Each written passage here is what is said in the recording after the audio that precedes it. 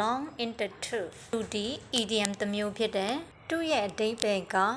someone is old or aging အသက်ကြီးတာအိုမင်းရင်ရောတာတခုခုလုပ်ဖို့အသက်ကြီးနေပြီအိုမင်းရင်ရောနေပြီဥပမာလေးနဲ့ကြည့်ရအောင် Our teacher is getting to be pretty long in the tooth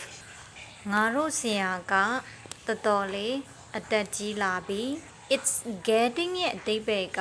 တဖြည်းဖြည်းနဲ့ပြောင်းလဲလာတာကြီးထွားလာတာတဖြည်းဖြည်းလာတာတဖြည်းဖြည်းနဲ့အသက်ကြီးလာတာဆိုလို့ရှိရင်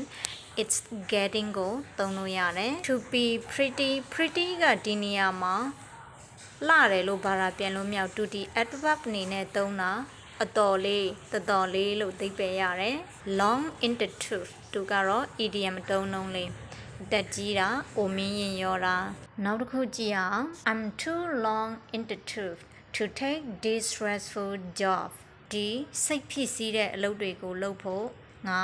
အသက်ကြီးနေပြီ I'm getting a bit long in the tooth to play this young man's game ဒီလူငယ်ရဲ့ game ကိုကစားဖို့နည်းနည်းအသက်ကြီးနေပြီနားလည်မယ်လို့မျှော်လင့်ပါတယ်ဗီဒီယိုလေးကြည့်ပြီးအကျိုးရှိရဆိုရင်တစ်လို့ comment မှတ်ပေးသွားနော် Thank you bye bye